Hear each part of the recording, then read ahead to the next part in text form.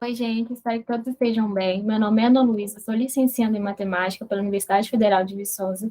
Estou aqui hoje na 13ª edição do CIA para apresentar um pouco sobre o meu projeto de pesquisa em Matemática Aplicada, feito sobre a orientação do professor Rogério Picans, professor do DNA aqui da UFV. Tem como título Teoria Espectral de Grafos e a Estrutura Secundária do RNA. Fazendo uma breve audiodescrição minha, sou uma mulher de pele parda, com cabelos e olhos castanho escuro. Estou usando uma blusa preta, ao fundo temos uma parede branca, estou usando um fone de fio branco, e a média dos meus slides segue um fundo branco ou roxo, com escritas branco, roxo e preto, e em todo o canto superior direito nós temos o símbolo da FV, cujas cores são preto, vermelho e amarelo. Como introdução, eu trago uma ideia simplista da biologia molecular. Ácidos nucleicos são macromoléculas. Nós temos o RNA e o DNA. Nosso ácido de estudo foi o ribonucleico, o RNA, que armazena informação genética, é predominantemente de cadeia simples, forma uma estrutura secundária e muitas vezes forma regiões de cadeia dupla por pareamentos internos e denominados como estruturas especiais. Então, nós temos três estruturas para uma molécula de RNA. A estrutura primária é uma sequência linear de bases nitrogenadas que codifica qual é aquela molécula. A estrutura secundária mostra as ligações entre essas bases nitrogenadas. Então, no RNA, usualmente, a adenina se liga com a uracila e a citosina com a guanina, feitas por ligações de pontos de hidrogênio e representadas por hastes. Mas muitas vezes essas ligações corretas elas não ocorrem e formam estruturas denominadas grampo, joelho, loop interno, pseudonó ou uma alça. Então, como essas estruturas elas existem na molécula de RNA, elas não poderiam deixar de ser representadas como as estruturas matemáticas que estamos usando, que são os grafos. E, a partir da estrutura secundária, nós teremos a estrutura terciária, que é a forma topológica que mostra qual função biológica a molécula ela vai desempenhar. Então, vamos entender o que é essa teoria algébrica de grafos. Bom, essa teoria ela surgiu com o problema das pontes de Königsberg, que foi resolvida por Euler em 1736. Um grafo é uma figura que pode ser representada por vértices e arestas, tal que uma aresta sempre interliga dois vértices adjacentes, que é um vértice seguido do outro. Então, nos grafos, nós temos alguns tipos e algumas características. Mas vamos nos atentar a entender quais são os elementos algébricos de um grafo. Então, eu trouxe um exemplo. Uma matriz de adjacência, ela mostra para a gente quantas arestas interligam o vértice I ao vértice J, que possui alguns resultados. Por exemplo, o traço de uma matriz é a soma dos elementos da diagonal principal. Se essa soma resultar em zero, significa que o grafo ele não tem loop.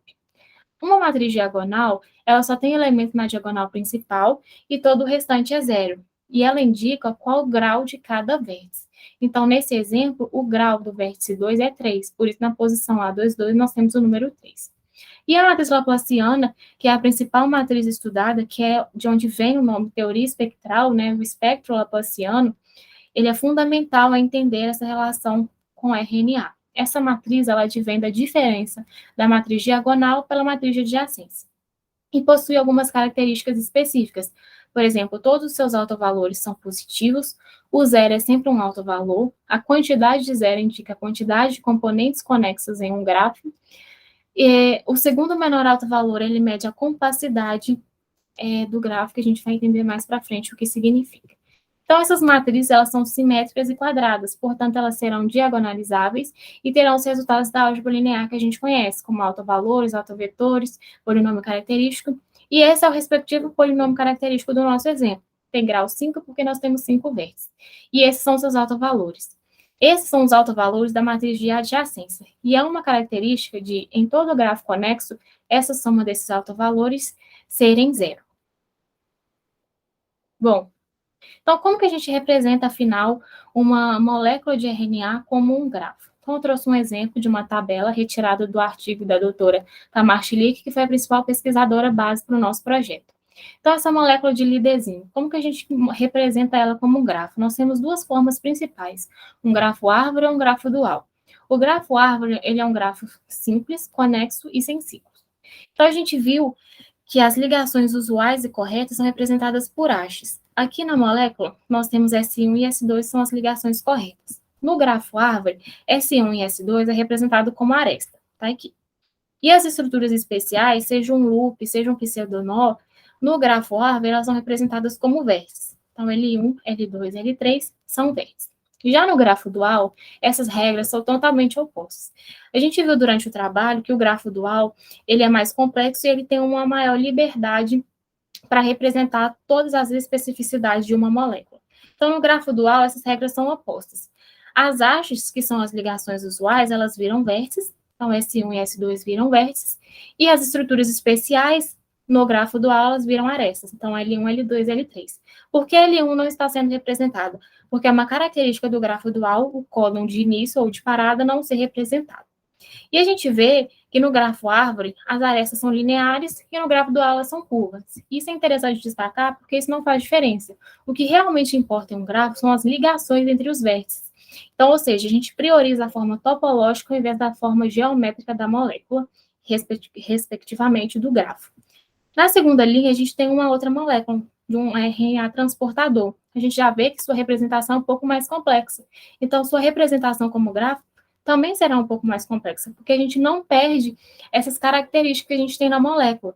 Então, às vezes, a gente será necessário particionar um grafo, que significaria particionar uma molécula, para poder entender melhor o que está acontecendo com aquela molécula, de forma que isso ajude ou até explique o comportamento da mesma. Com isso, nós precisaremos particionar um grafo. Então, nós temos alguns algoritmos de partição, que também são chamados de corte. Nós temos o corte lacuna, o corte sinal e o corte mediano. Cada um com a sua forma de fazer essa divisão. Essa divisão é baseada nos elementos do segundo alto vetor laplaciano. E, além disso, o segundo alto valor, ele mede a compacidade. Então, quanto mais compacto, menos ramificações e menor esse segundo alto valor.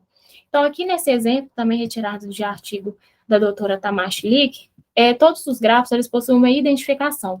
Então, RAGID 65 significa que esse é um grafo com 6 vértices, e esse é o quinto com o segundo menor alto valor. Se ele fosse o primeiro com menor alto valor, ele seria muito mais compacto do que ele está sendo representado, como a gente pode ver. Então, isso é importante, porque, como eu disse, a representação do grafo, ela não perde essa riqueza de detalhes da molécula. Então, muitas vezes a gente vai precisar particionar para poder visualizar melhor o que está acontecendo com a nossa molécula. E aí a gente chega em algumas conclusões, em alguns estudos feitos relacionados com o grafo e com o RNA. A gente viu que essas representações, elas foram divididas em dois tipos, o tipo RNA e o tipo não RNA. E o que é isso? Então, outra figura retirada do artigo da Tamashi Lick, que mostra, por exemplo, o tipo RNA foram aqueles grafos classificados como grafos que podem representar moléculas de RNA existentes. E o tipo RNA moléculas que não existem. Então, por exemplo, com 10 vértices, eu tenho 14 grafos RNA que existem e são conhecidos. Mas com 10, eu tenho outras 92 formas que a gente conhece, mas são hipotéticas. Por exemplo, também, com 8 vértices, nós temos 3 grafos que existem e foram classificados corretamente, mas nós temos 13 que existem e foram mal classificados. Ou seja, a gente viu que com os resultados da álgebra linear, essa separação, essa predição dessa estrutura secundária, ela pode ser melhorada, de forma que os grafos tipo RNA, ele possa ter um repertório muito maior do que esses que a gente consegue ver na tabela, e aqueles grafos tipo não RNA, ou eles existem e só não foram catalogados ou descobertos, ou eles também foram mal classificados. Então, a gente enxerga que uma outra álgebra possa melhorar esses resultados, que são baseados em formas de agrupamento. Então, nós temos o agrupamento da forma PAN, PAN, KNN, KMINS. Então, todos esses agrupamentos separam para a gente um grafo que pode ou não ser um RNA. E isso é interessante porque, por exemplo, a gente acabou de passar por uma pandemia da Covid-19. Será que eu mutar esse vírus, ele se transformaria em um vírus mais letal, menos letal, ou em uma molécula que não sintetiza nada? Será que a gente pode estudar isso através dos grafos? Isso é um resultado muito interessante. Queria agradecer a atenção de vocês, agradecer ao professor Rogério, à CNPq, pelo apoio, ao UFV e à CIA pela oportunidade de participar do evento. Deixo meu contato para qualquer dúvida ou conversa sobre o assunto, e aqui estão algumas referências do artigo e da imagem. Obrigada e até mais.